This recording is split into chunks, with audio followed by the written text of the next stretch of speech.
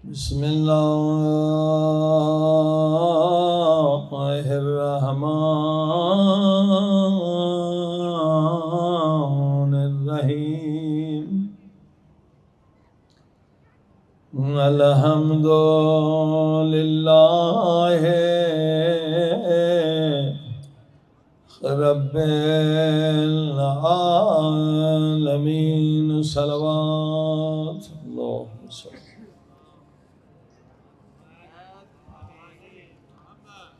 الحمد لله كما هو أهله والصلاة والسلام على سيد المرسلين صلوات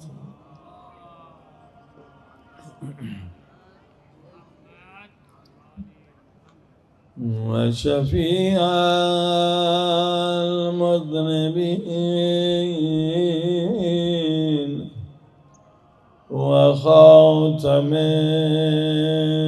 النبيين وبالقاسم محمد صلوات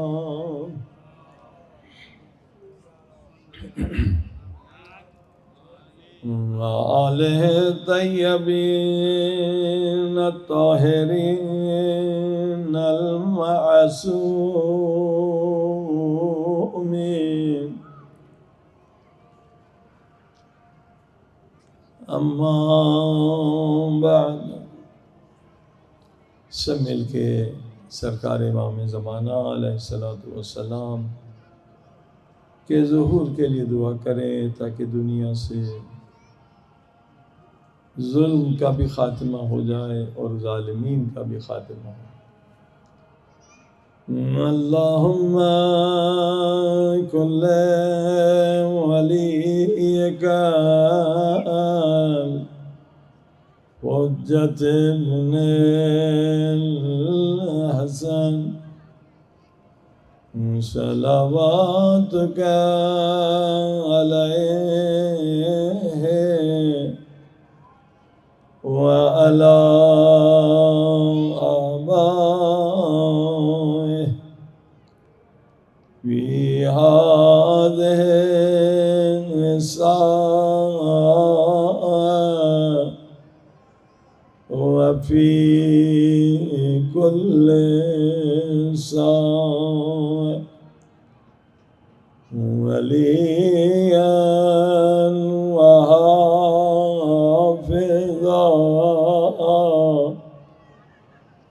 وقائدا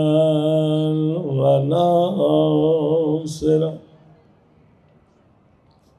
ودليلا وعينا حتى تسكنه أرضك طوعا وتمتعه فيها طويلا برحمتك يا أرحم الراحمين. سب مل کے 3 مرتبہ مجلس کا آغاز اللہ پاک کے پیارے نام سے کریں. بلند آواز یا ارحم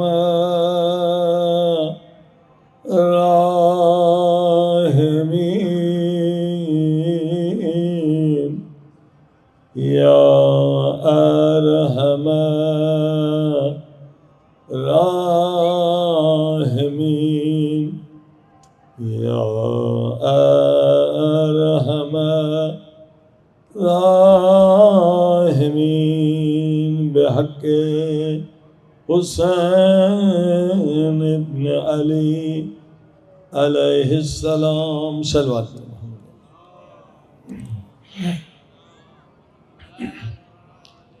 أما بعد فقد قال الله تبارك وتعالى في كتابه المجيد بسم الله الرحمن الرحيم إن شر الدواب عند الله ثم البكم الذين لا يعقلون صلوات پر محمد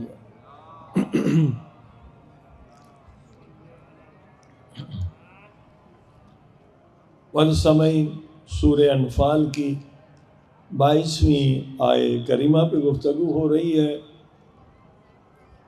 اور اللہ پاک فرما رہا ہے کہ بدترین مخلوق وہ ہے جو عقل کو استعمال نہ کرے. یعنی حیوان سے بھی وہ گئے گزرے ہیں کہ حیوان بیچارے کے پاس تو عقل ہے نہیں، کہ اللہ پاک نے عقل دی ہے مگر وہ عقل کو استعمال نہیں کرتا. آپ دیکھیے، عقل آنکھ سے بھی بڑی نعمت ہے، عقل زبان سے بھی بڑی نعمت ہے، عقل ہاتھوں پاؤں سے بھی بڑی نعمت ہے. جتنے اعضاء بدن کے ہیں ان سب سے عقل بڑی نعمت ہے. کوئی انسان کتنا بھی بے وقوف ہو، وہ چاقو اٹھا کر اپنی آنکھ کو زخمی نہیں کرے گا کہ جب آنکھ زخمی ہو جائے تو اندھا ہو جائے گا. کوئی انسان چاقو اٹھا کر اپنی زبان کو نہیں کاٹے گا، پھر گونگا ہو جائے گا. کوئی انسان کوئی تیزدار چیز اٹھا کر اپنے کان کے پردے کو نہیں پھاڑے گا، پھر بہرا ہو جائے گا. مگر افسوس، جو چیز ان سب سے افضل ہے اس کو لوگ برباد کرتے ہیں. کیسے؟ عقل کو برباد کرتے نشہ کر کے، شراب پی کر، چرس بھنگ پی کر، ہیروئن پی کر. اس سے بھی خطرناک نشے آ گئے. جو آنکھ سے بھی قیمتی چیز ہے، اور آپ دیکھیے نشے کرنے والے پھر ان کی حالت کیا ہوتی ہے، نالیوں میں گرے پڑے ہوتے ہیں، گاڑیوں میں نجاست بہہ جاتی ہے. تو اللہ پاک فرماتا ہے یہ لوگ جنہیں میں نے عقل دی ہے وہ عقل سے کام بھی نہیں کرتے بلکہ عقل کو برباد کرتے ہیں، تباہ کرتے ہیں. اور جب عقل نہ رہی تو انسان ہر حیوان سے بدتر ہے، ہر نجس حیوان سے بدتر ہے، ہر وحشی ترین انسان سے بدتر ہے. صلوات پڑھیں محمد والے. تو الحمدللہ ہر دن آپ عقل کی بحث سن رہے ہیں، اور اس وقت ہم تقریباً 6ٹھی منزل پر پہنچے ہیں. عقل کا پہلا پلر آپ کو یاد ہوگا، میرے ساتھ بولتے آئیے. عقل کا پہلا پلر کیا ہے؟ حلم. یعنی انسان غصے پہ کنٹرول کر لے تو عاقل ہے، اگر غصہ اس پہ کنٹرول کر لے تو یہ انسان بے وقوف ہے. پہلا پلر ہے حلم. عقل کا دوسرا پلر کیا ہے؟ علم. جتنا علم زیادہ ہوگا اتنی عقل زیادہ ہوگی. جتنا علم کم ہے، کون سا علم؟ اللہ کا علم، قرآن کا علم، اہل بیت کا علم، انبیاء کا علم، نہ کہ سائنس کا علم. اس سے عقل نہیں بڑھتی ہے. عقل بڑھتی ہے علم الہی سے، علم قرآنی سے، علم عرفانی سے، علم اہل بیت سے. دوسرا پلر ہے علم. تیسرا پلر کیا ہے؟ رشد. رشد یعنی انسان عاقل ہر دن ترقی کرتا ہے، کل سے آج بہتر اور آنے والا کل آج سے بہتر. یہ انسان عاقل ہے. جو انسان ترقی نہیں کر رہا ہے اسے مولا علی نے ملعون کہا ہے. ملعون ہے وہ جس کا آج کا دن کل سے بہتر نہیں. ملعون کیوں ہے؟ اس کی عقل نہیں ہے. صلوات پڑھیں محمد وآلہ. یہ زندگی جو اللہ پاک نے دی ہے نا، آپ $1 ارب بھی خرچ کر لیں، پوری دنیا کی دولت بھی خرچ کر لیں تو ایک دن نہیں بڑھا سکتے آپ زندگی کا. دن بڑی بات ہے، 1 گھنٹہ نہیں بڑھا سکتے۔ تو اللہ پاک نے جب یہ دولت عطا فرمائی ہے کس کے لیے؟ انسان رشد کرے، ترقی کرے، اللہ کے اور نزدیک ہو، امام زمانہ علیہ السلام کے اور نزدیک ہو، جنت کے اور نزدیک ہو۔ اگر وہ عاقل ہے تو یقیناً ہر دن اس کو ترقی ملتی ہے۔ آنے والا دن آج سے بہتر، اس کے بعد آنے والا دن اس سے بہتر، تو یہ انسان کمال کی طرف جا رہا ہے، اور جو ترقی نہیں کر رہا ہے وہ زوال کی طرف جا رہا ہے۔ صلوات پڑھیں محمد والے۔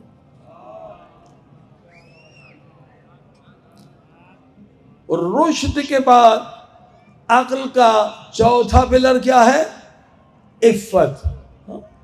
کیا ہے؟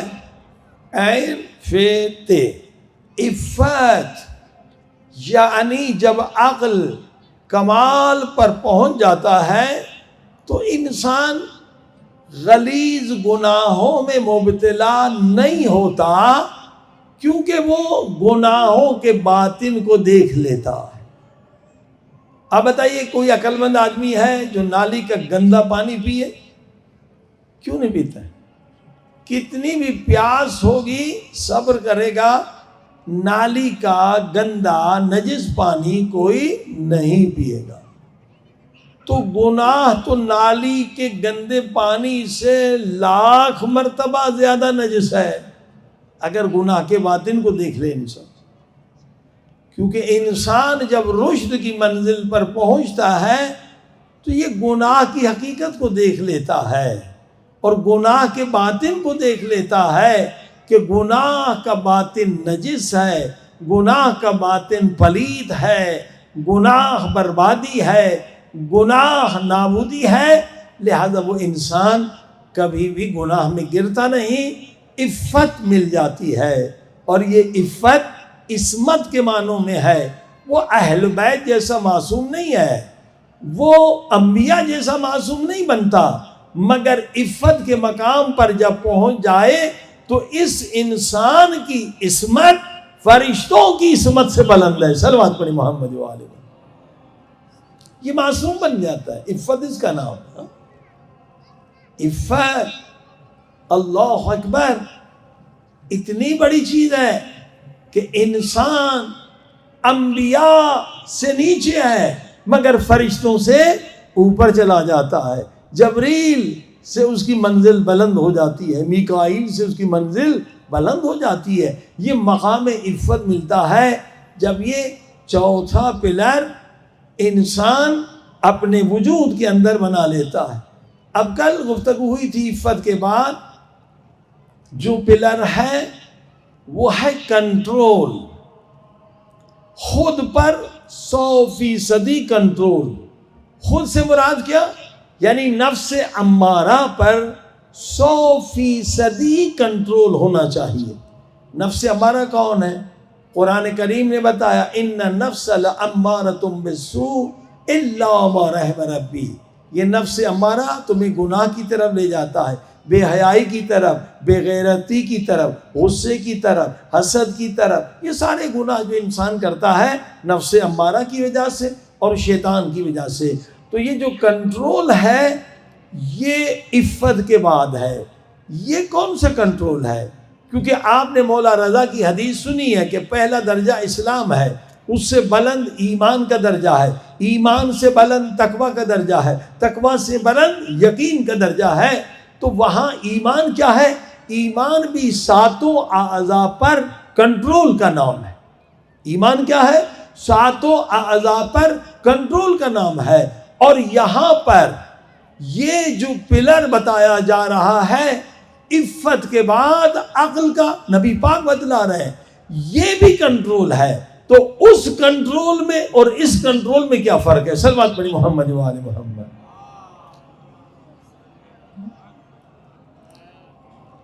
دیکھیے جو ایمان میں کنٹرول بتایا گیا وہ ہے 7 اعضاء پہ کنٹرول کرنا، وہ ہے ایمان۔ اس کے بھی 10 درجات ہیں، مگر یہاں جو عقل کے پلر بتائے جا رہے ہیں اور عفت کے بعد نبی پاک فرما رہے کنٹرول، 100% انسان اپنے اوپر کنٹرول کر لے۔ اس کنٹرول سے مراد کیا ہے؟ کہ ساتوں اعضاء پر بھی کنٹرول ہو اور قوے خیال پر بھی کنٹرول ہو اور قوے وہم پر بھی کنٹرول. اب یہ مشکل ہے. آنکھوں پہ کنٹرول کرنا آسان ہے، زبان پہ کنٹرول کرنا آسان ہے، پیٹ پہ کنٹرول کرنا آسان ہے، قوے خیال پہ کنٹرول کرنا بہت مشکل ہے. ناممکن نہیں ہے مگر مشکل ہے. کہ نبی پاک فرماتے کہ 2 رکعت نماز پڑھ کے دکھاؤ کہ ادھر ادھر کا خیال نہ آئے، یعنی خیال پہ کنٹرول کرو، تو میں ضمانت دیتا ہوں کہ جنت تم پر واجب ہے. صلوات پڑھی محمد وال.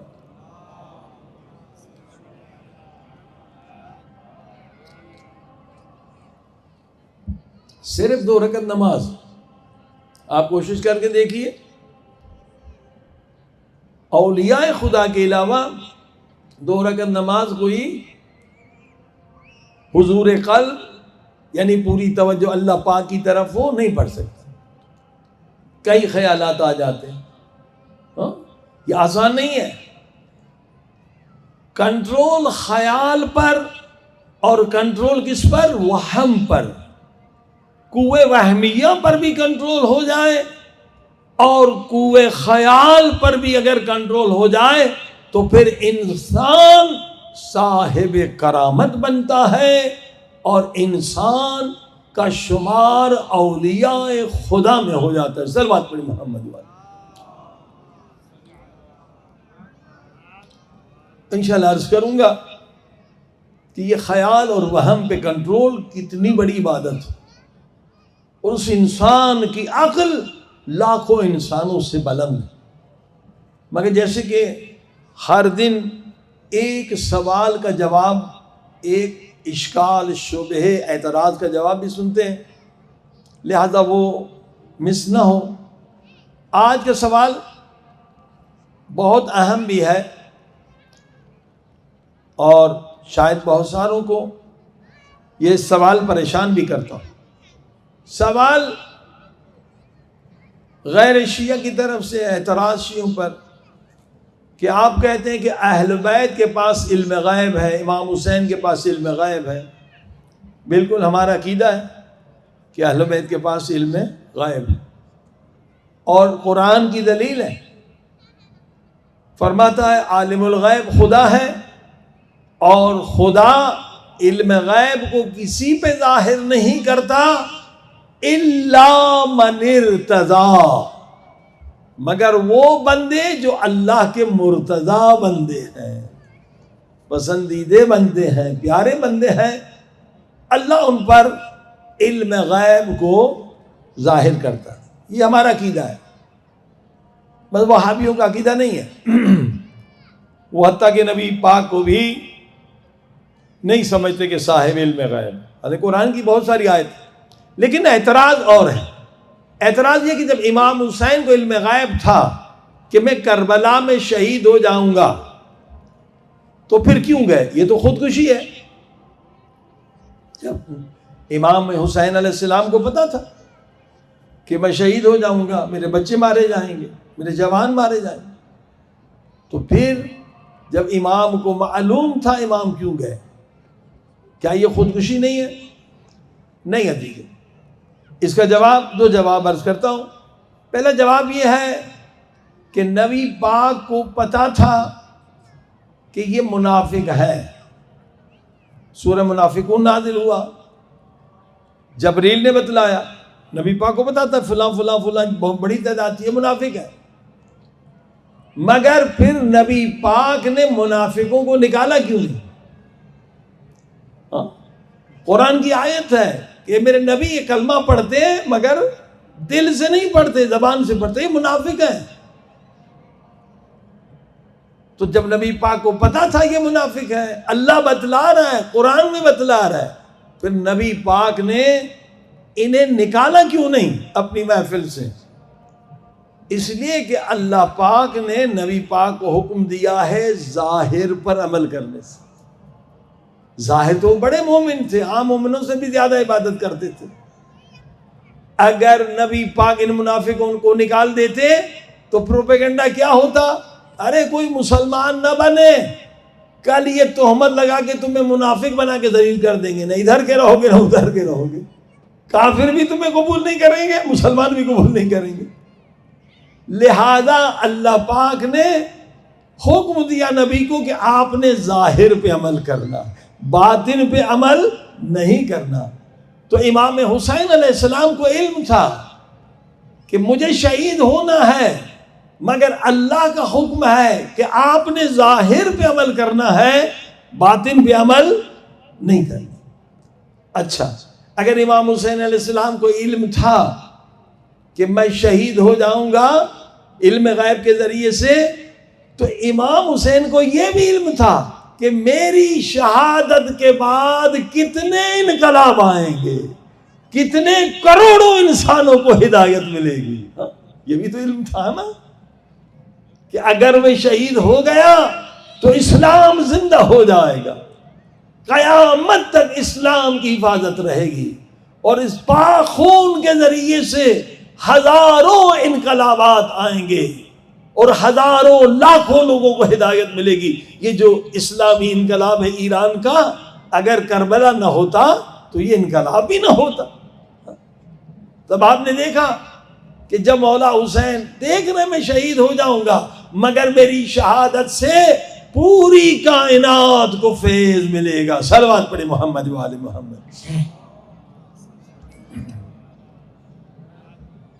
تو عزیزان گرامی، آئیے اپنے موضوع کی طرف کہ وہم اور خیال پہ اگر کنٹرول ہو جائے تو انسان کو علم غیب ملتا ہے۔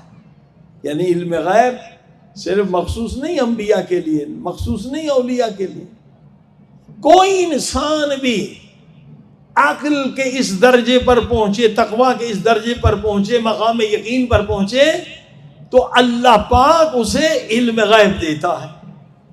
آیت اللہ احدی بہترین استاد ہیں اخلاق کے، عرفان کے، بہت بڑے بڑے اساتذہ ان کے، آیت اللہ بہجت کے بھی شاگرد ہیں، آیت اللہ حسن زادہ عاملی، آیت اللہ جواد عاملی کے شاگرد رہے ہیں، خدا نے طول عمر دے۔ وہ فرماتے ہیں کہ میں آیت اللہ بہجت کے ہاں کام کرتا تھا دفتر میں، تو ماہ مبارک رمضان میں 2 علماء آئے کہ ہمیں مدد کی جائے مالی لحاظ سے۔ تو آغا بہجت نے مجھے کہا کہ اس عالم کو پیسے دو اور دوسرے کو مت دو، اسے کہو کہ تمہیں بہت بڑا خزانہ ملنے والا ہے۔ تو میں نے ایک کو پیسے دیے اور اس نے پیسے گنے تو بہت خوش ہو گیا۔ میں نے کہا کم ہے؟ کہا نہیں۔ تو خوش ہو گئے ہو؟ کہاں میرے بیٹے پوتے آنے والے تھے میرے گھر میں اور میرے پاس کچھ پیسہ نہیں تھا، اور جتنی مجھے ضرورت تھی آیت اللہ بہجت نے اتنے ہی پیسے مجھے دیے، اس لیے خوش ہو گیا۔ اور دوسرا ناراض تھا کہ آغا بہجت نے اس کو پیسے دیے، مجھے کیوں نہیں دیے؟ تو آیت اللہ حدی کہ بھائی میرے ہاتھ میں نہیں، آپ خود آغا بہجت سے جا کے بات کرو۔ آغا بہجت نے کہا ہے کہ تمہیں ایک بڑا خزانہ ملنے والا۔ وہ ناراض ہو کے گئے، آغا بہجت نے وہی جواب دیا کہ تمہیں بہت بڑی رقم ملنے والی ہے، جاؤ۔ بہرحال وہ دوسرے مولانا ناراض ہو کے چلے گئے۔ بولا 1 ہفتے کے بعد آئے اور بہت خوش آئے اور معافی مانگنے آئے آغا بہجت سے کہ آغا بہجت سے میں ناراض ہو کر گیا تھا، مگر جو آغا بہجت نے کہا وہی ہوتا۔ کیا ہوا؟ کہا جیسے میں یہاں سے گیا تو جوانی میں ایک گاؤں میں مدرسے پڑھنے جاتا تھا، میرا احترام کرتے تھے، ان کا وہاں کا جو سب سے پیسے والا آدمی تھا وہ مر گیا، اور اس نے وصیت میں لکھا کہ اتنے پیسے، اتنی رقم یہ عالم جو جوانی میں آتا تھا ہمارے ہاں اس کو دی جائے، وہ بہت بڑا پیسے والا تھا۔ تو اس کے بیٹے نے فون کیا کہ باپ ہمارا باپ مر گیا ہے، آپ آ کے اس کی مجلس بھی پڑھیں، اور اس نے وصیت میں لکھا ہے کہ اتنا پیسہ آپ کے پاس ہے۔ کہا میں وہاں گیا اور وہ رقم مجھے دی، اتنی رقم زیادہ تھی کہ میں نے آ کے کم میں گھر خرید لیا ہے اور میں امیر بن گیا ہوں۔ لہٰذا میں آغا بہجت سے معافی مانگنے آیا ہوں کہ انہوں نے سچ فرمایا تھا کہ تمہیں پیسے کی ضرورت نہیں ہے، تم بہت پیسے والے ہونے والے ہو. صلوات پڑھی محمد والے.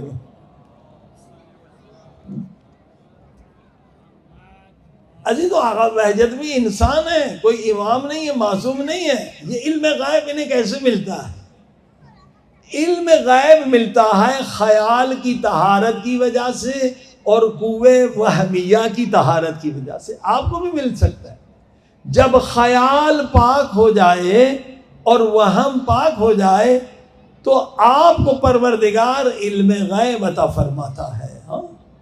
اب خیال کا وہ خزانہ ہے جو مسلسل حرکت میں ہے. خیال ٹھہرتا نہیں، پرندے کی طرح ہے، کبھی ادھر کبھی ادھر. اگر اس خیال پہ انسان کنٹرول کر لے تو واقعاً انسان صاحب کرامت بنتا ہے. اب کیوں نبی پاک نے کہا کہ یہ عقل کا پلر ہے؟ اس لیے کہ ہم عاقل نہیں ہیں، یہ ہمارے خیال کا خزانہ برباد ہو رہا ہے. ردی خیالات آ رہے ہیں، خیال رکتا نہیں ہے. کبھی گھر کا خیال، کبھی بازار کا، کبھی روٹی کا، کبھی پرانے دوستوں کا خیال، جس سے نہ دنیا کا فائدہ نہ آخرت کا. یعنی جو لوگ خیال کی طہارت نہیں جانتے ان کی عقل کم ہے. اس خزانے کو اگر صحیح استعمال کیا جائے تو انسان کو علم غیب ملتا ہے، آئندہ آنے والے زمانے کی خبر ملتی ہے. تو کتنے نقصانات سے وہ انسان بچ جاتا ہے. صلوات پڑھی محمد والے. اب لوگ کیسے برباد ہو جاتے ہیں کہ آغا صاحب ہم نے شادی کی تھی، ظاہر بہت اچھی تھی، خاندان بھی اچھا تھا، یہ مگر بعد میں پتہ چلا کہ یہ سب دکھاوا تھا، اندر سے کچھ بھی نہیں تھا. ظاہر اسلام. کبھی بیٹی کا رشتہ دیتے ہیں، ہم سمجھ رہے تھے داماد بڑا نیک ہے، متقی ہے، بعد میں پتہ چلا کہ اس کے اندر ذرہ تقویٰ نہیں ہے. کبھی اسی طرح سے بہو لے کر آتے ہیں اور بعد میں پتہ چلتا کہ یہ تو کچھ بھی نہیں ہے، دھوکہ ہو گیا، کیونکہ ہمیں علم غیب نہیں ہے. بزنس میں ایسا ہوتا ہے. تو علم غیب اگر ہمیں مل جائے تو ہزاروں نقصانات سے ہم بچ سکتے ہیں. اور علم غیب آپ کی جیب میں ہے، صرف خیال پہ کنٹرول کریں. البتہ مشکل ہے مگر ناممکن نہیں ہے اگر ہم ریاضت کریں جو اہل بیت نے بتلائی ہے. مثلا امام زین العابدین علیہ الصلوۃ والسلام، صلوات پڑھی محمد و آل محمد، نے خیال کو کنٹرول کرنے کی ایک ٹیکنیک سکھلائی ہے. دعا ابی حمزہ صومالی میں فرمایا ایک سانس میں جتنی مرتبہ کہہ سکتے ہو کہو یا رب یا رب یا رب یا رب یا رب یا رب یا رب یا رب، یہاں تک کہ سانس ٹوٹ جائے. یعنی امام نے فرمایا کہ سانس لینا تمہاری مجبوری ہے، سانس نہ لوگے تو مر جاؤ گے.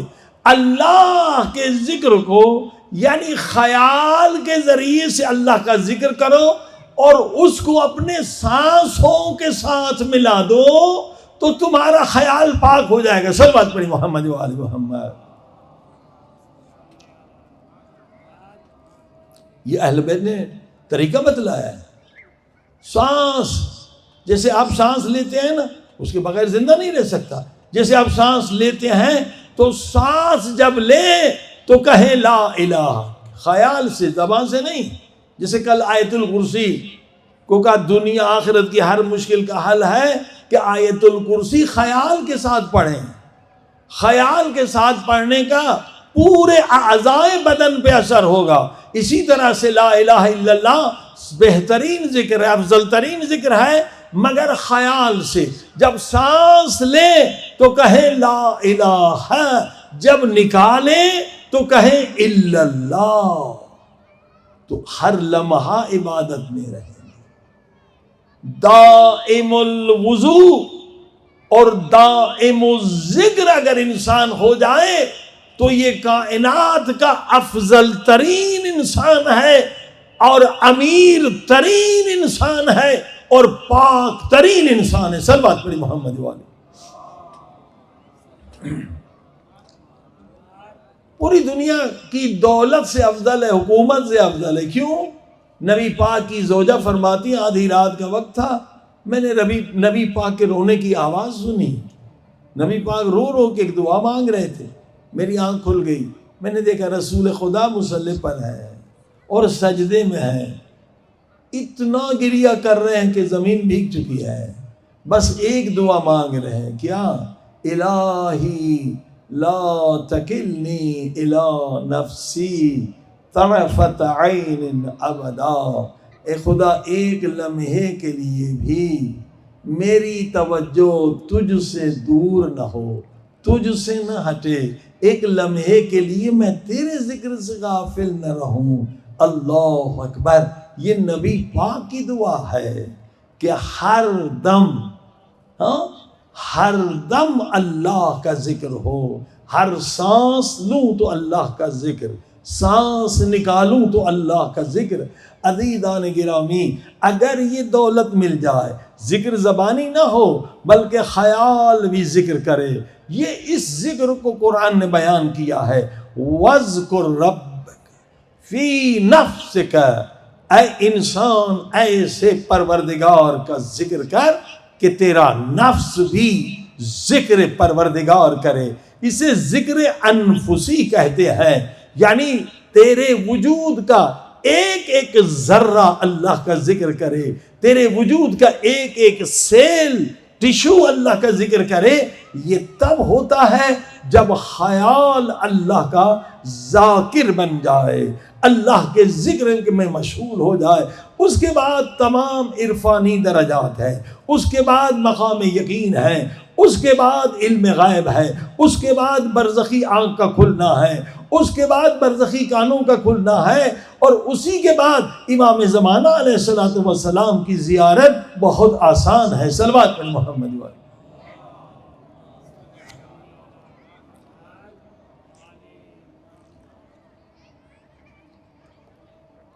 شیطان کے گمراہ کرنے کے دو طریقے، ایک خیال سے آتا ہے، دوسرا وہم سے آتا ہے۔ وہم کو عقائد اہل بیت سے مضبوط کر کے روکا جائے، اور خیال کو روکنے کا طریقہ ذکر پروردگار ہے، ذکر انفسی۔ عزیزو، یہ خیال وہ گھوڑا ہے جو رکتا نہیں ہے، ہمیشہ بھاگ رہا ہے، مگر رزلٹ زیرو ہے، یعنی ہم عاقل نہیں ہیں نا۔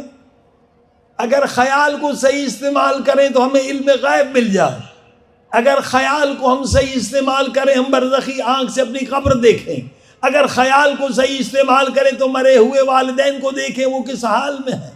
یہ سارے پردے اس لیے ہیں کہ خیال پہ ہمیں کنٹرول نہیں ہے، یعنی سارے عظیم الشان درجات سے ہم محروم ہیں کیونکہ ہم خیال کی غلامی میں ہیں۔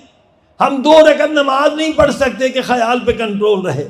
اولیاء خدا 24 گھنٹے خیال پہ قابض ہیں، خیال ان کا غلام ہے، جبکہ ہم خیال کے غلام ہیں۔ لہذا واقعاً یہ عقل کا سب سے بڑا پلر ہے کہ اگر خیال پہ آپ قابض ہو جائیں، آپ دنیا میں سب سے امیر ترین، سب سے افضل ترین اور سب سے بہترین انسان ہیں۔ صلوات پڑھی محمد والے۔ اب کریں تو کیا کریں؟ آئیے مشکل کشا کے در پہ چلتے ہیں، مولا علی کے در پہ چلتے ہیں۔ مولا سارے دنیا کے کام آسان ہیں مگر خیال پہ کنٹرول کرنا بڑا مشکل ہے۔ نبی پاک کا وعدہ ہے 2 رکعت نماز پڑھ کے دکھاؤ، ادھر ادھر کا خیال نہ ہے۔ ہم 2 رکعت نماز بھی خیال کو کنٹرول کر کے نہیں پڑھ سکتے تو پورا دن پوری رات ہم خیال پہ کیسے کنٹرول کریں؟ تو مولا علی نے مشکل کشائی فرمائی، فرمایا قرآن کی 3 آیتیں ہیں جنہیں آیے سخریہ کہتے ہیں، ان میں اتنی طاقت ہے کہ تم خیال کی غلامی سے نکل جاؤ گے۔ صلوات پڑھی محمد والے۔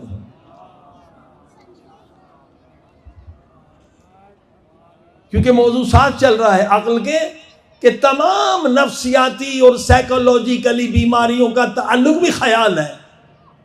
جب خیال کنٹرول سے نکل جائے تو اسٹریس ہوتا ہے۔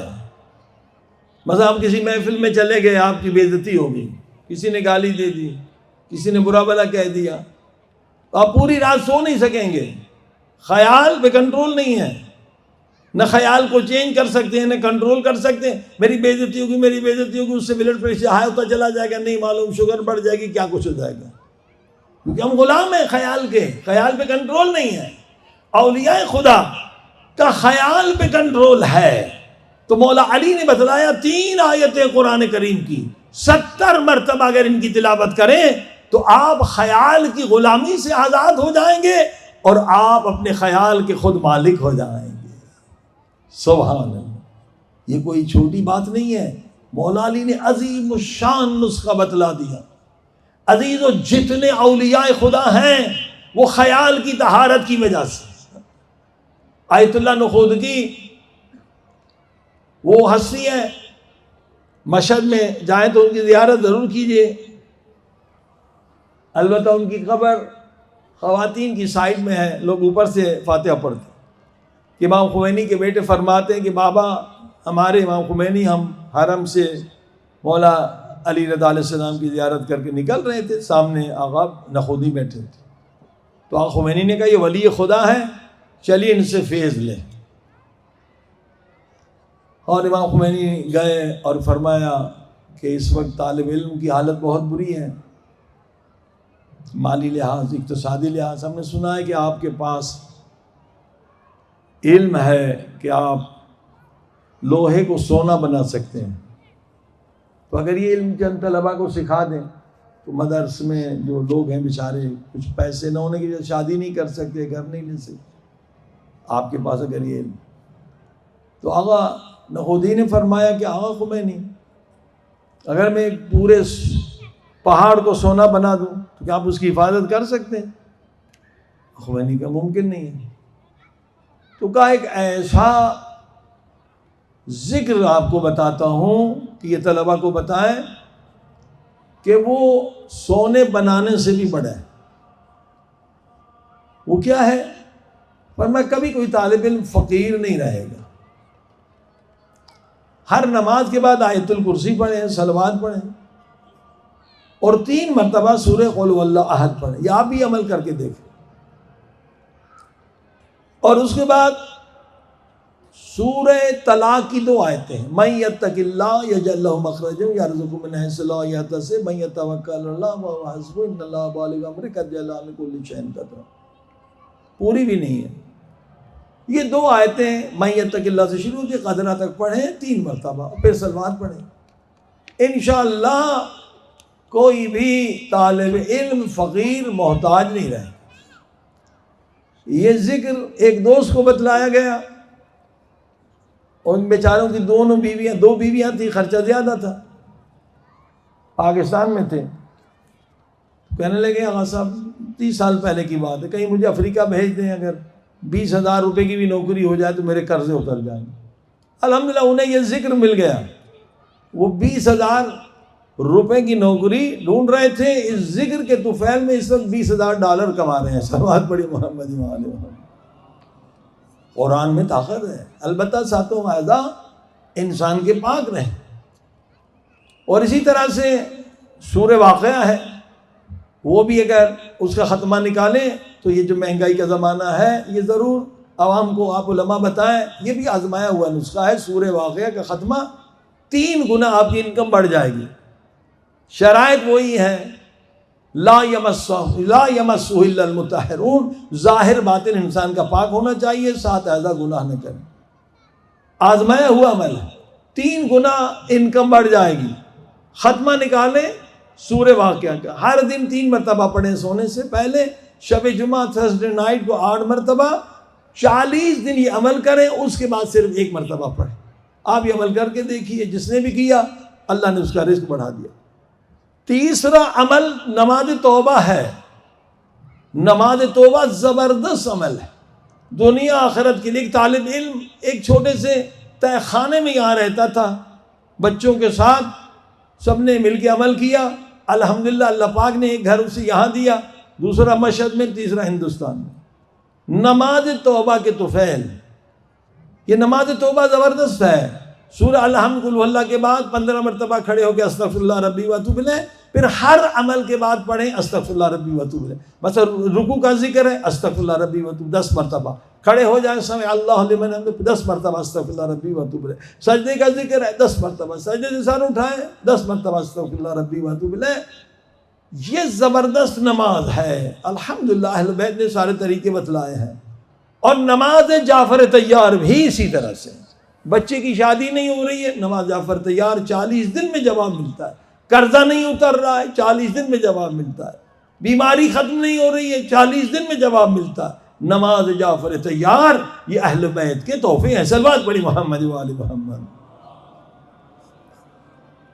تو عزیزان گرامی، یہ جو آیت اللہ نخودگی صاحب کرامت بنے، آیت اللہ بہجت صاحب کرامت بنے ہیں، کیوں بنے ہیں، کیسے بنے ہیں؟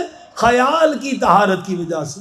خیال ہمارے پاس بھی، ہمارا خیال ہمارے کنٹرول میں نہیں ہے، آوارہ ہے، کبھی ادھر کبھی ادھر، اور پریشانیاں اس لیے ہوتی ہیں. حتیٰ کہ لوگ جن کے خیال کنٹرول میں نہیں ہوتے ہیں، وہی خیال انہیں خودکشی کی طرف لے جاتا ہے. ٹینشن، اگر ٹینشن اسٹریس کو کنٹرول نہیں کیا جائے، آخر اس کا نتیجہ خودکشی ہے. اور خودکشی اگر کی تو دین بھی گیا، دنیا بھی گئی. مرنے کے بعد توبہ کا دروازہ بھی بند، ہدایت کا دروازہ بھی بند.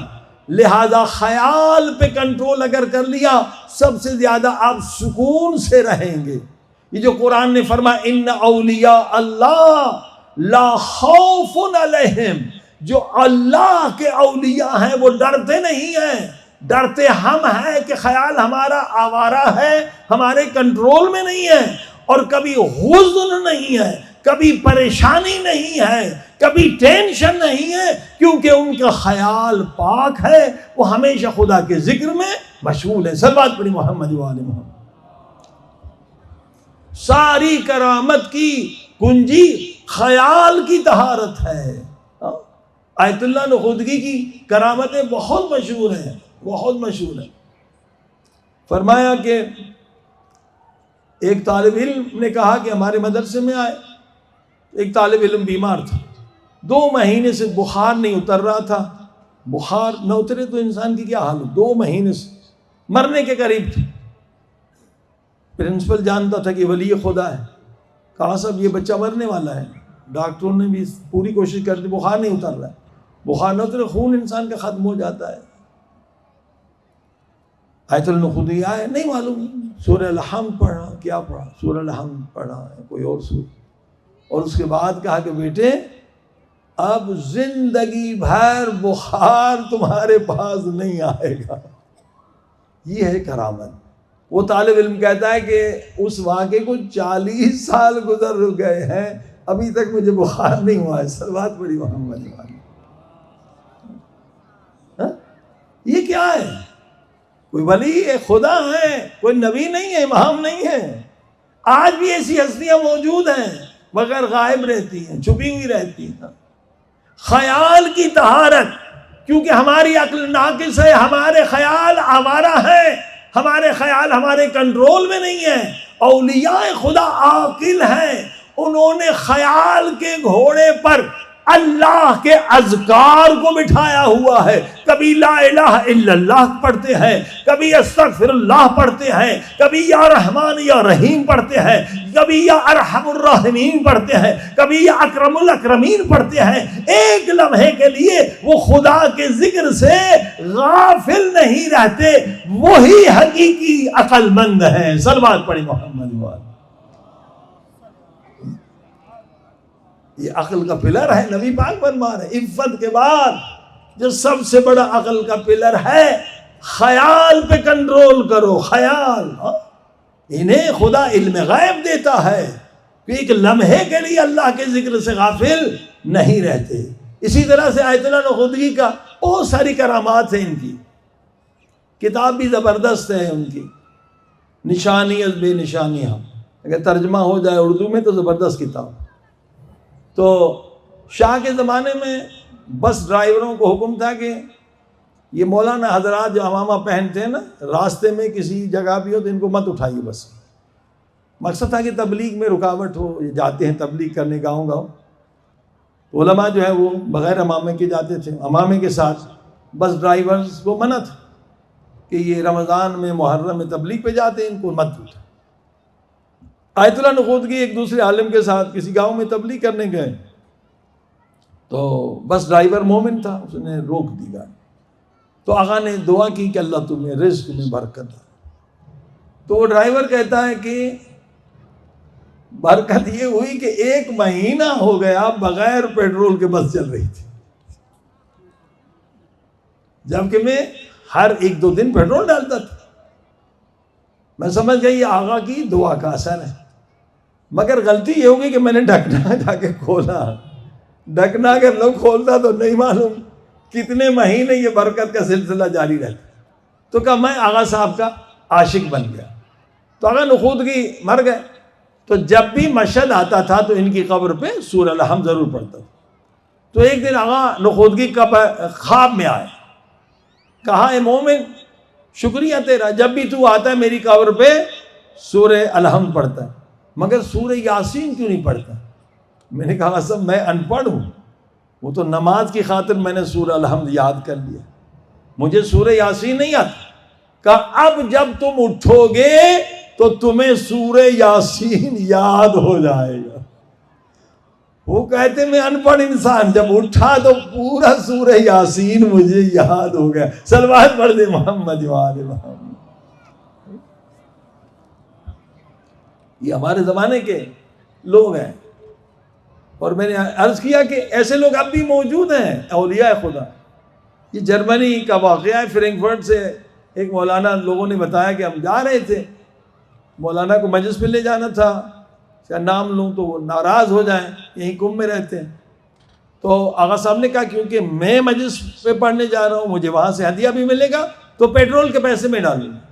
انہوں نے کہا نہیں آغا ہم دیں گے، بہت اصرار ہوا، مگر آغا صاحب سے پیسے نہیں لیے گئے۔ تو اس ڈرائیور نے بھی بتایا کہ وہ جتنے پیسے آغا دینا چاہتے تھے، میں نے دیکھا اتنا پیٹرول میری گاڑی میں زیادہ ہو گیا۔ صلوات پڑھی محمد وآل محمد۔ یہ اولیاء خدا ہیں، اور یہ ساری کرامات کا تعلق کس سے ہے؟ خیال کی طہارت سے۔ ہم عقل مند نہیں ہیں، خیال کا خزانہ برباد ہو رہا ہے۔ اللہ اکبر، دیکھیے ایک سبحان اللہ والحمد للہ ولا الہ الا اللہ واللہ اکبر پڑھیں تو جنت میں 4 دروازے پھلدار تیار ہو جاتے، صرف زبانی ذکر۔ مگر وہ ذکر جو انفسی ہے 1000 مرتبہ افضل ہے، لاکھوں مرتبہ افضل ہے، کیونکہ وہ ذکر پورے وجود کے ساتھ ہے۔ آپ کا ایک ایک سیل، آپ کے بدن کا ایک ایک ذرہ پھر اللہ کے ذکر کی طرح متوجہ ہوتا ہے جب ذکر خیال سے آپ کرتے ہیں، مگر ہمارے خیال پھرتے رہتے ہیں، برباد ہوتے رہتے ہیں۔ تو نبی پاک نے یہ فرمایا کہ عاقل وہ ہے جس کا خیال ایک لمحے کے لیے بھی غافل نہ رہے۔ صلوات پڑھ دیں محمد۔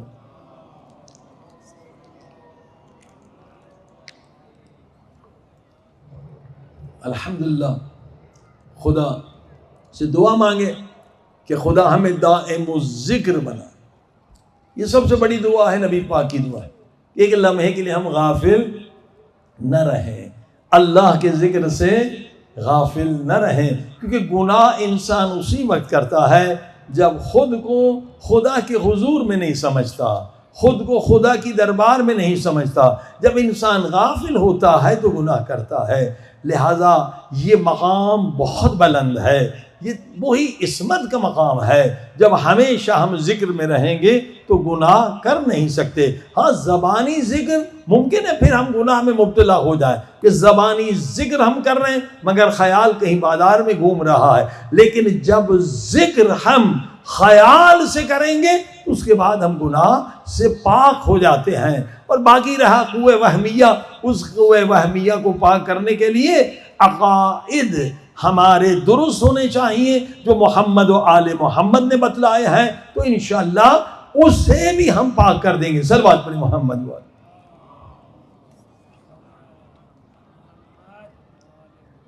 عزیزان کرام، اب آئیے ایک مسئلہ اولاد کا ہے کہ اولاد اگر انسان کی صالح نہ ہو تو یہ ذہنی بہت بڑی پریشانی ہے، اور خوش نصیب ہیں وہ لوگ جن کی اولاد صالح ہے، کیونکہ والدین کو اپنی اولاد سے زیادہ محبت ہوتی ہے۔ اتنی محبت اولاد والدین سے نہیں کرتی، یہ ایک حقیقت ہے۔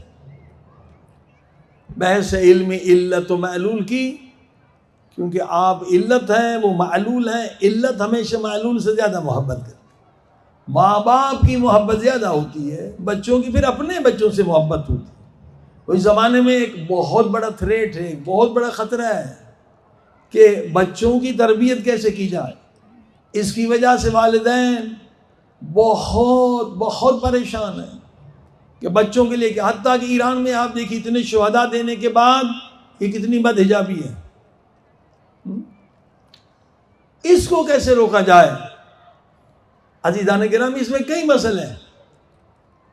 اب آپ یہ بھی دیکھ لیں کہ پاکستان ہو یا دوسرے ملک دیکھیں، آپ کو مسلمان مل جائیں گے ٹیپو سلطان کے زمانے سے لے کے آج تک جو اپنے ملک سے غداری کرتے ہیں، اپنی قوم سے غداری کرتے ہیں، اپنے مذہب سے غداری کرتے ہیں، چند پیسوں میں بک جاتے ہیں. بڑی تعداد میں آپ کو غدار ملیں گے مسلمانوں میں، حتیٰ کہ پیغمبر کے زمانے سے لے کر آج تک. مگر اس کے مقابلے میں آپ یہودیوں میں غدار ڈھونڈیں، آپ کو بہت کم غدار ملیں گے. ہاں کیوں؟ یہی جو ابھی 12 دن کی جنگ تھی، کتنے غدار پکڑے گئے، وطن فروش پکڑے گئے. ہزاروں میں ان کی تعداد تھی. آیا اسرائیل میں بھی ایسے غدار پکڑے گئے؟ ہمیں نہیں معلوم. اگر پکڑے بھی گئے تھے تو بہت چند. کبھی اس مسئلے پہ آپ نے غور و فکر کیا؟ کیوں ایسا؟ مسلمان کیوں غدار بن جاتے ہیں؟ یہودی کیوں غدار نہیں بنتا ہے؟ حالانکہ اس کا مذہب باطل ہے، وہ ظالم ہے، وہ فاسق ہے، انسانوں کا، بچوں کا قاتل ہے. اس کی وجہ یہ ہے کہ پوری دنیا میں ہم نے مشاہدہ کیا ہے، کسی ملک میں، کسی گورنمنٹ اسکول میں ہمیں یہودی بچہ نہیں ملا.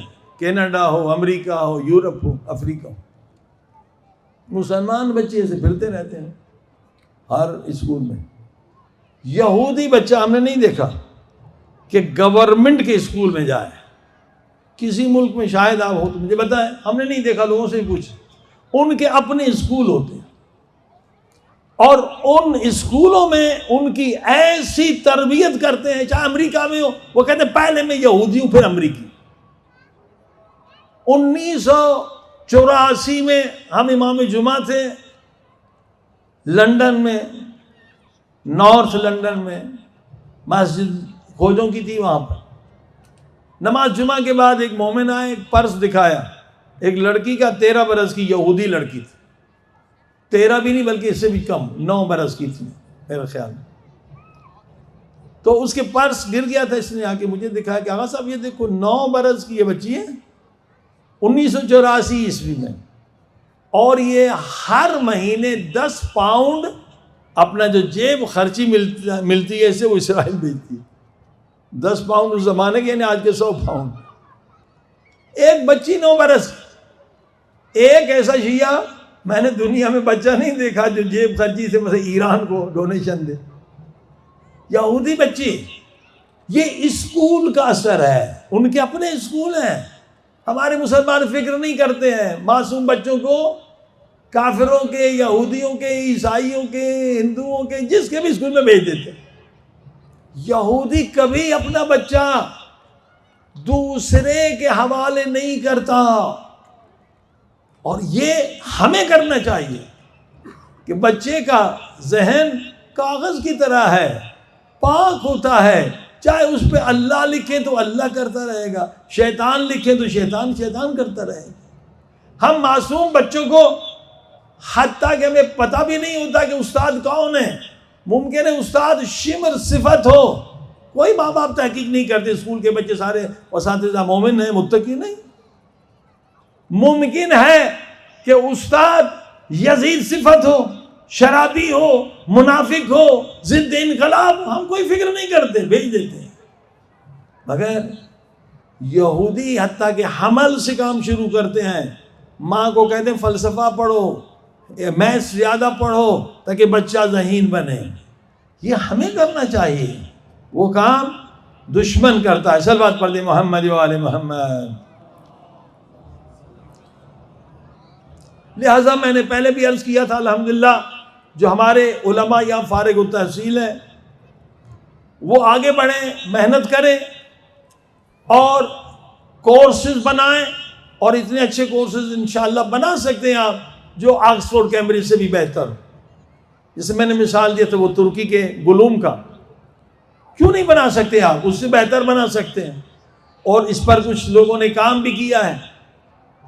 اور اسکولوں پہ کام کیا جائے. جب ہمارا بچہ ان اسکولوں میں جاتا ہے تو اس کی فکر اسلامی نہیں رہتی، اس کی فکر وہی ہو جاتی ہے جو اسکول والے بنانا چاہتے ہیں. وہ غرب زدہ بن جاتا ہے، ویسٹرنائز بن جاتا ہے. زیادہ تر اسکولوں کا نظام فرائیڈزم پر ہے، اور فرائیڈ وہ شیطان تھا، زیونسٹ تھا، جس نے دنیا کو ننگا کر دیا. فرائیڈ کہتا ہے کہ غیرت ایک بیماری ہے، اسلام کہتا ہے کہ غیرت نہیں تو ایمان نہیں. فرائیڈ کہتا ہے کہ شرم و حیا بیماری ہے، شرم و حیا کو ختم ہونا چاہیے، غیرت کو ختم ہونا چاہیے. اگر غیرت اور شرم ختم ہو جائے تو انسان نہیں رہتا، حیوان بن جاتا ہے، حیوان سے بدتر ہو جاتا ہے. لہذا اکثر اسکولوں میں باہر کے، البتہ پاکستان میں بھی شروع ہو گیا ہے یہ جو ایک سازش تیار کی گئی، صرف ایران نے منع کیا، وہ جو نظام یونائٹڈ نیشن کے ذریعے سے اسرائیل امریکہ نے بنایا کہ اسکولوں میں سیکس ایجوکیشن ہو، اسکولوں میں ڈانس ہو، اسکولوں میں میوزک ہو، یعنی شرم و حیا کو ختم کیا جائے، وہ کئی اسکولوں میں شروع ہو چکا ہے. لہذا علماء جو فارغ بیٹھے ہیں یہ پاکستان انڈیا میں جا کے اسکول شروع کریں، اور مثال موجود ہے. یہ ہمارے بزرگ عالم محسن ملت ہیں، محسن ملت ہیں، شیخ محسن نجفی صاحب مرحوم، جنہوں نے 100 سے زیادہ اسکول بنائے ہیں. وہ ٹریننگ بھی دیتے ہیں. آج ہم سکھاتے ہیں اسکول کیسے چلایا جاتا ہے، کوئی مشکل نہیں ہے. لہذا علماء آگے بڑھیں اور کورسز پہ کام کیا جائے تاکہ ہم آنے والی نسلوں کو بچائیں. جب تک ہمارے اپنے کورسز نہیں ہوں گے تو ہماری آنے والی نسل عاشق امام زمانہ نہیں بنے گی. میں مثال دوں کہ چند سال پہلے میں کینیڈا گیا، ٹورنٹو میں ایک گھر میں رہا تو ماشاءاللہ سارے بچے وہاں نماز تہجد گزار تھے. ایک بچی حافظ قرآن تھی، وہ بھی کینیڈا میں. بہت خوشی ہوئی. ان کا بچہ 25 سال کا تھا، میرے پاس آیا، کہنے کا مولانا مجھے کتے پالنے کا بڑا شوق ہے، نماز تہجد پڑھ رہے ہیں. ہاں، بڑی مشکل سے بابا سے بلی کی اجازت لی ہے میں نے کہا وہ بلی کے بال بھی نجس ہیں، وہ بھی رکھنا صحیح نہیں ہے گھر میں. اب یہ کتا بلی کا شوق کیا ہے کہ آکسفورڈ کیمبرج کا جو کورس ہے اس میں کتا بلی کا کھیل ہے. وہ بچپن سے بچے کو کتے بلی کا عاشق بناتے، خدا کا عاشق نہیں بناتے. صلوات پڑھیں محمد وال. نماز تہجد گزار ہے، کہہ رہے مجھے کتے پالنے کا عشق ہے. یعنی ہمارے بچوں کا ذہن وہی غرب زدہ بن جاتا ہے. لہذا اپنا کورس، اپنا نظام، اپنا بورڈ بنائیں. اور اس وقت الحمدللہ یہ جامع مصطفیٰ اللہ کی نعمت ہے، 100-200 سے زیادہ لوگ PhD کر چکے ہیں. صرف انگلش سیکھنے کی ضرورت ہے، اور وہ بھی ہم نے مہیا کر دی. 4 مہینے میں قرآن کے ذریعے سے آپ اتنی انگلش سمجھ جائیں گے کہ قرآن کا ترجمہ آپ کو آ جائے گا، مجلس بھی پڑھ سکیں گے. لہٰذا اس وقت ہمیں کم سے کم فوری 1-2 مہینے کے بعد آن لائن اسٹارٹ کرنے والے ہیں. ہمیں 100 سے زیادہ ٹیچرز کی ضرورت ہے، اور جن کی انگلش اچھی ہے وہ 4 مہینے میں کورس کر سکتے ہیں، انہیں تنخواہ بھی اچھی ملی جائے گی، اور وہ اسکول بھی کھول سکتے ہیں اپنے اپنے علاقوں میں جا کر. اور اس وقت تقریباً ایک ٹرسٹ ہے یورپ میں، اس نے 45 اسکول کی بلڈنگ بنا کے دی ہے. یعنی بلڈنگ بھی تیار ہے، صرف علماء تیار ہو جائیں. وہ ہمارے ایک دوست ہیں اس ٹرسٹ میں، حال ہی میں انہوں نے 45 اسکول، اور کچھ شروع ہو چکے ہیں، اور بیشتر سندھ میں ہے، آپ کے بدین میں ہے، اور 9 شہر و فیروز میں ہے. 45 بلڈنگیں تیار ہیں. علماء جو ادھر بیکار بیٹھے ہیں آگے بڑھیں، اسکولوں پہ کام کریں تاکہ ہم آنے والی نسلوں کو امام زمانہ علیہ السلام کا عاشق بنائیں. ان برناموں میں، ان پروگرامز میں آکسفورڈ کیمبرج میں یہ عاشق بنتے کتے کے اور بلی کے. یہی ان کے ذہن میں ڈالا جاتا ہے. لہذا انشاءاللہ جو کورس بھی بنایا گیا ہے، میں نے عرض کیا تھا آکسفورڈ کیمبرج سے بہتر ہے دلیل کے ساتھ. اول 5 زبانیں بچوں کو ہم 5 سال میں سکھاتے ہیں. یہ جو کورس بنایا گیا 5 زبانیں، اس میں بڑی بڑی زبانیں انگلش ہو گئی، عربی، فارسی، اردو، اور ایک فرینچ یا جرمن کوئی اور بھی لے سکتے ہیں. اور بچے کو ہم اس کے ساتھ AIA کے کورسز کرا دیتے ہیں 5 سال میں. کارٹون بنانا، چھوٹی چھوٹی اسلامی فلمیں بنانا، جو چھوٹے چھوٹے پروگرام ہوتے ہیں، بچہ 100 سے 200 $500 بھی والدین کو کما کے دے گا. پھر ایگریکلچر میں زعفران گھر میں لگا دیں. زعفران کی قیمت آپ کو پتہ ہے کتنی زیادہ ہے. گینکو کا درخت ہے، اور گینکو کے درخت کی لکڑی جو ہے، گینکو جو ہے وہ بھی اسی طرح سے کافی مہنگا اس کے پتے ہیں. گینکو مینٹل بیماریوں کے لیے بھی استعمال ہوتا ہے. اور اسی طرح سے اور ٹیکنکس، جیسے بعض درخت ہیں جو بہت قیمتی ہیں. سندل درخت ہے، پورے درخت کی قیمت $10,000 ہے. وہ بچے کو سکھا دیتے ہیں، یعنی سونے کا درخت. اود جس سے بنتا ہے، اگر کا درخت، اس کی لکڑی $10,000. یعنی اقتصادی طور پہ بھی بچے کو سکھایا جاتا ہے کہ صرف ایک نے ڈگری لے کے پھرتا رہے. لہذا یہ کورسز الحمدللہ اس وقت تیار ہیں.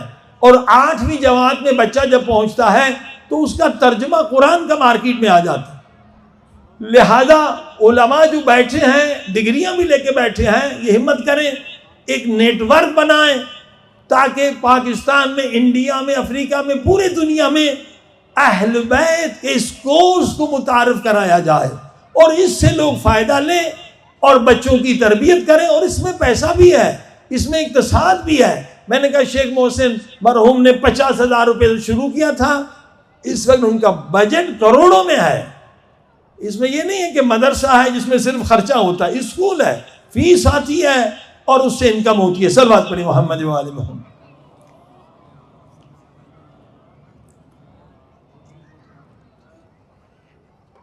جن لوگوں کی انگلش بہتر ہے وہ رابطہ کریں، ان کو یہ ٹریننگ سکھائی جائے گی. 4 مہینے کا کورس ہے، اور جاب بھی ملے گی آن لائن. جس میں M A English, B A English والے، یا GCSE یا او لیول جنہوں نے کیا ہے، یا اے لیول، وہ آرام سے یہ کورسز پڑھا سکتے ہیں.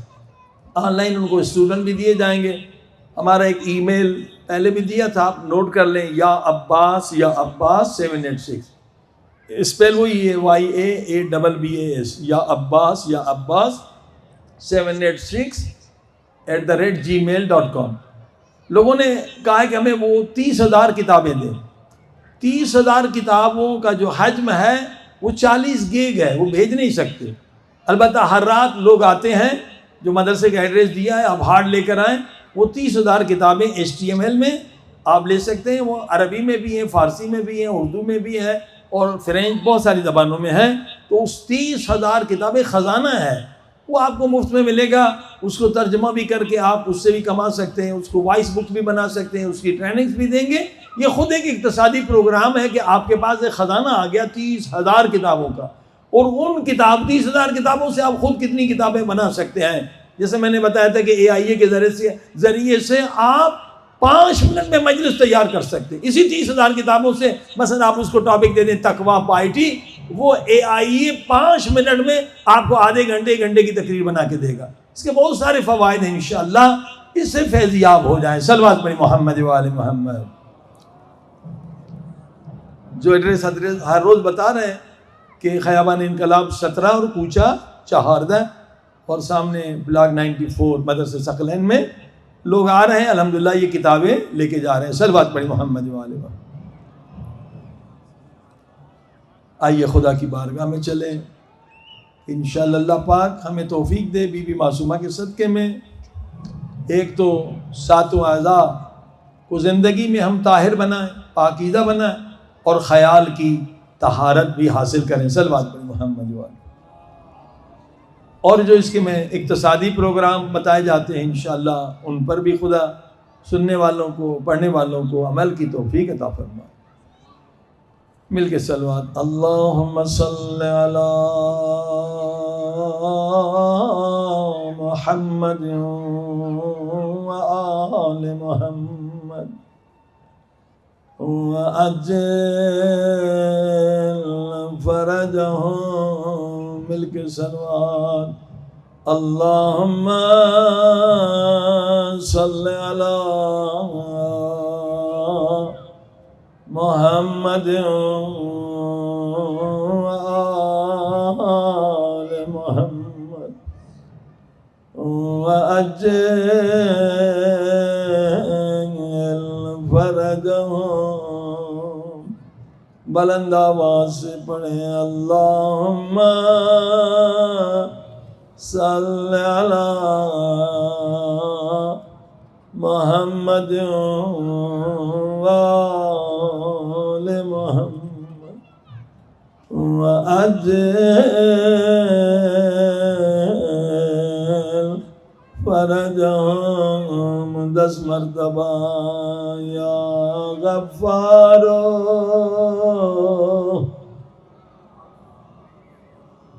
ماشاءاللہ یا غفارو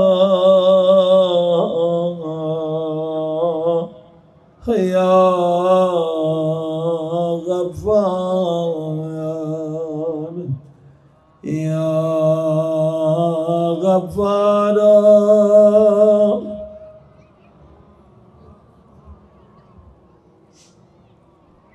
معصوم امام فرماتے ہیں جب کوئی گناہگار سچے دل سے ایک مرتبہ فریاد بلند کرتا ہے یا غفار کیسا گناہگار امام فرماتے اگر دنیا کا سب سے بڑا گناہگار بھی سچے دل سے آ کے کہے یا غفار اے بخشنے والے پہلی مرتبہ خدا آواز نہیں دیتا خدا فرماتا یہ بڑا ظالم ہے یہ بڑا گناہگار ہے مگر کبھی اللہ کی رحمت سے مایوس نہ ہونا وہی گناہگار دوبارہ رو کے کہتا یا غفار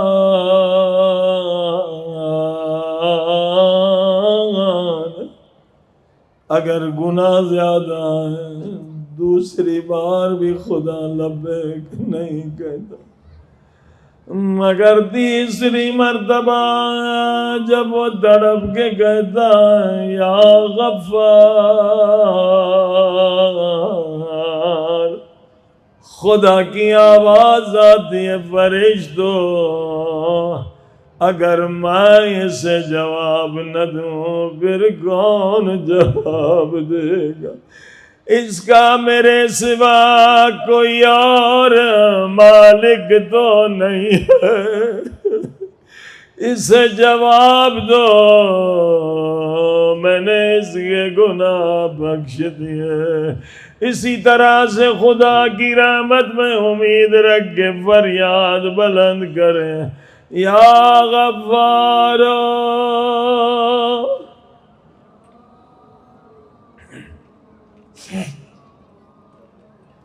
آج خدا کو کون سا واسطہ دیں تاکہ سب کی دعائیں قبول ہو جائیں سب کے گناہ معاف ہو جائیں او میرے اللہ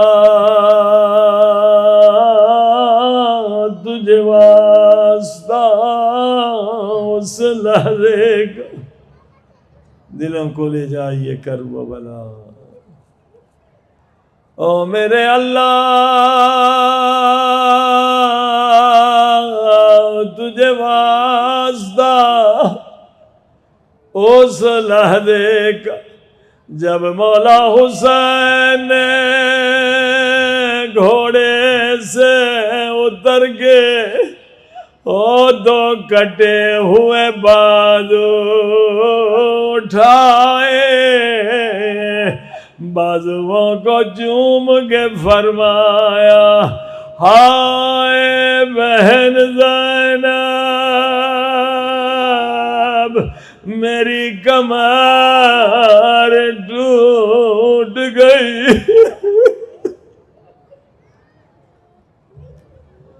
او میرے اللہ میرے گنہگار ہاتھوں کو نہ دیکھ، تجھے عباس کے کٹے ہوئے بازوں کا واسطہ آج ہمارے گناہ بخش دے بخش دے. اللہ اکبر. مولا حسین نے جب دیکھا حضرت عباس بار بار جنگ کی اجازت لینے آ رہے ہیں، فرمایا عباس تم تو میرے فوج کے سپہ سالار ہو. مولا عباس نے فرمایا مولا وہ فوج کہاں ہے جس کا میں سپہ میرے سپاہیوں سے گزر پہ میرا انتظار کر. مولا نے فرمایا اچھا عباس اگر جانا ہی ہے تو ذرا خیمے میں جا، سکینہ کا مشکیزہ لیتا جا. آئے چھوٹے چھوٹے بچے پیاس سے. میرے آقا عباس خیمے میں آئے، سب سے پہلے آقا زادی زینب کے خیمے آئے اور جھک کے سلام کیا. آقا زادی میرا آخری سلام.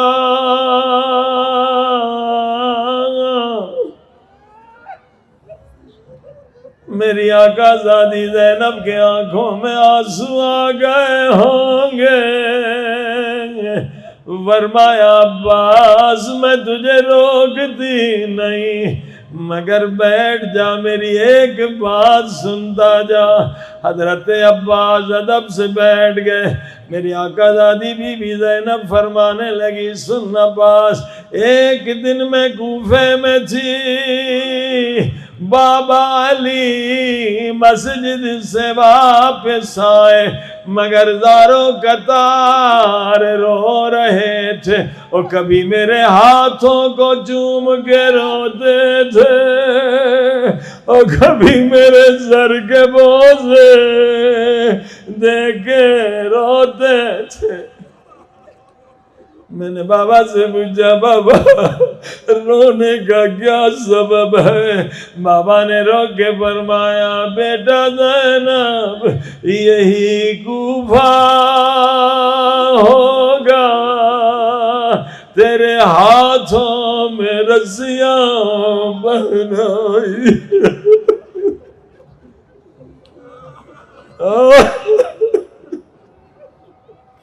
ہائے بیٹا زینب یہی کوفے کا بازار ہوگا، تجھے قیدی بنا کے پتھروں کی بارشوں سے گزارا جائے گا. میں نے کہا بابا آپ امام علم غیب رکھتے ہیں، جو بھی کہتے ہیں سچ کہتے ہیں، مگر بابا میرا ایک سوال ہے. بابا نے پوچھا بیٹا کیا سوال ہے؟ میں نے کہا بابا جس بہن کا ایک بھائی بھی ہو اس کا کوئی نام نہیں لیتا. اللہ نے مجھے 18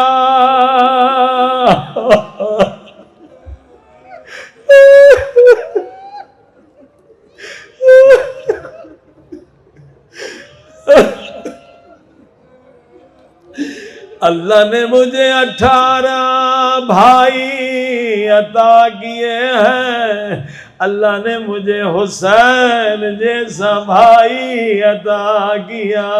اللہ نے مجھے عباس جیسا بھائی دیا ہے.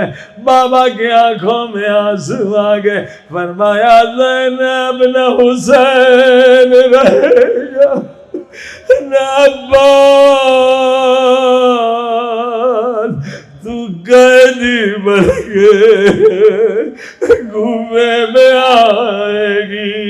یہ جملے کہنے کے بعد ایک جملہ تڑپانے والا بی بی زینب نے کیا فرمایا ہوگا؟ فرمایا خدا حافظ عباس، میں سمجھ گئی او میرے چادر چھننے کا وقت قریب ہے اور رسیاں بہلے گا.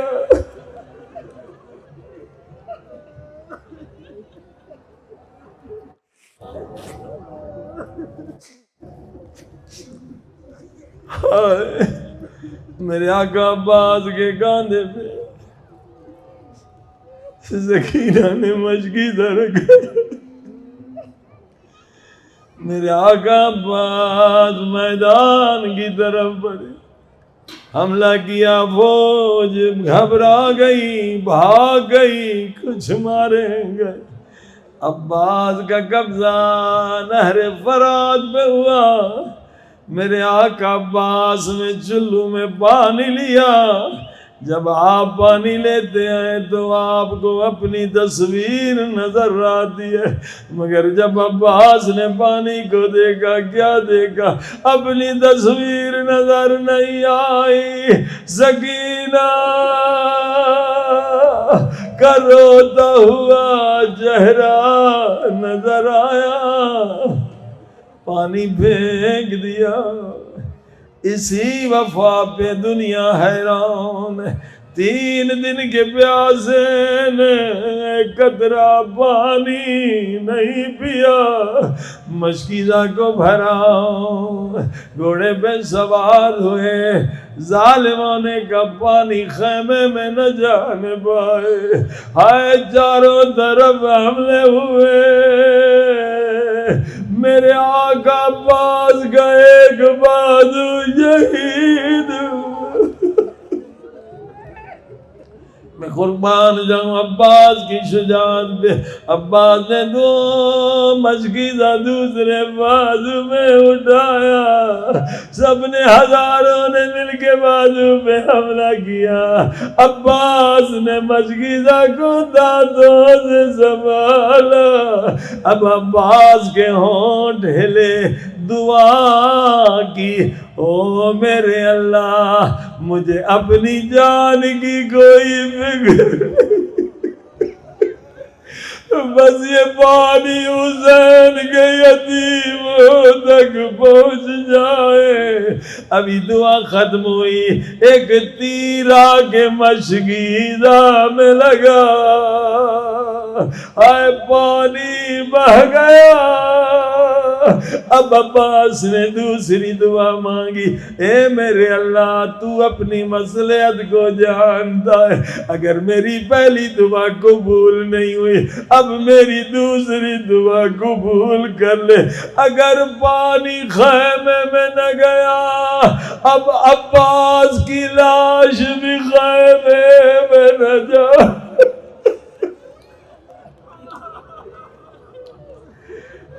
خدا کی آواز آئی ہوگی، عباس یہ امتحان کا وقت ہے. تیری پہلی دعا بھی رد نہیں ہوئی. تیری پہلی دعا کا اجر ہم نے یہ دے دیا. ہم نے قیامت کے لیے تجھے باب الہوا، ہم نے تجھے باب الحوائج بنا دیا. اب جو تیرے در سے مانگے گا کبھی اس کی دعا رد نہیں ہوگی. ادھر خیمے سے زینب کی آواز آئی، حسین کیا دیکھ رہی ہوں؟ علم کبھی دائیں جھکا کبھی بائیں، ہائے علم گر گیا. حسین کی آواز آئی، زینب میری کمر ٹوٹ گئی. ہائے میرا عباس، میرے آقا عباس گر گئے، مولا حسین عباس کی لاش پہ آئے، عباس کا سر گود میں لیا، حضرت عباس نے فرمایا مولا بڑی رحمت کی آپ تشریف لے آئے، مولا ایک تمنا ہے وہ پوری کر دے۔ میرے آقا حسین نے فرمایا عباس کیا تمنا؟ فرمایا اماں نے بتلایا تھا جب میری ولادت ہوئی تھی میں نے تب تک آنکھیں نہیں کھولی تھی جب تک آپ نے مجھے گود میں نہ لیا۔ مولا جب دنیا میں آیا سب سے پہلے آپ نے آپ کے چہرے کی زیارت کی، اب تمنا ہے آخری وقت آپ کے چہرے کی زیارت کروں، مگر مجبور ہوں، ایک آنکھ میں تیر لگا ہے، دوسری آنکھ میں خون بھرا ہے۔ قیامت کا جملہ کہا ہوگا، کیا فرمایا ہوگا؟ مولا یہ بھی زحمت نہ دیتا اگر بازو سلام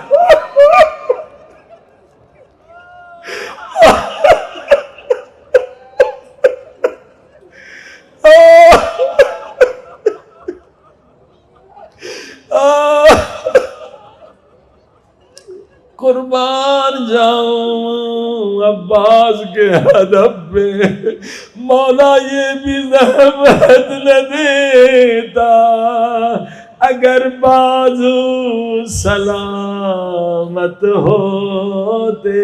مولا حسین نے ابا کے دامن سے خاک خون صاف کیا، عباس نے جی بھر کے اپنے مولا کی زیارت کی۔ اب مولا حسین نے فرمایا عباس میری جان میری بھی ایک تمنا ہے پوری کر دے۔ عباس نے فرمایا مولا فرمائیے۔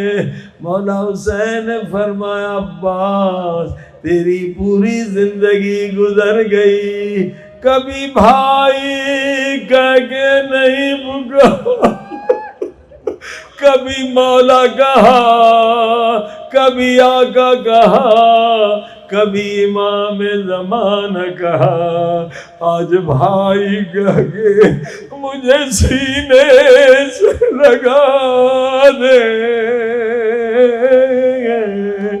مولا عباس کہنے لگے میرے آقا میرے مولا آپ فاطمہ زہرا کے لال، میں آپ کی نوکرانی کا بیٹا ہوں۔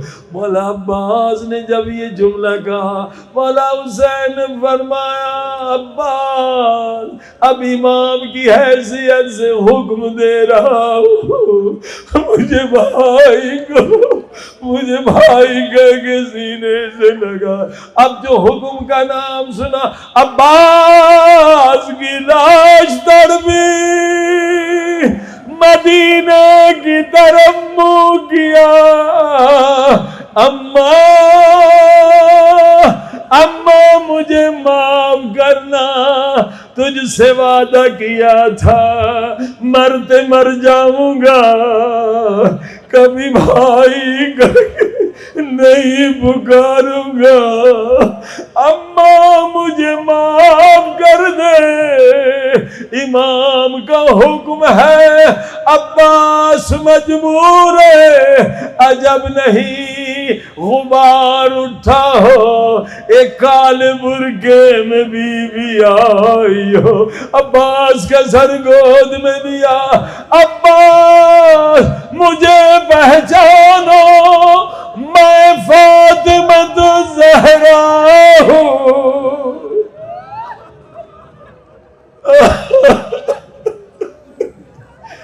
عباس مجھے جانو میں فاطمۃ الزہرا ہوں، مجھے اماں کہو، حسین کو بھائی کہو، الہی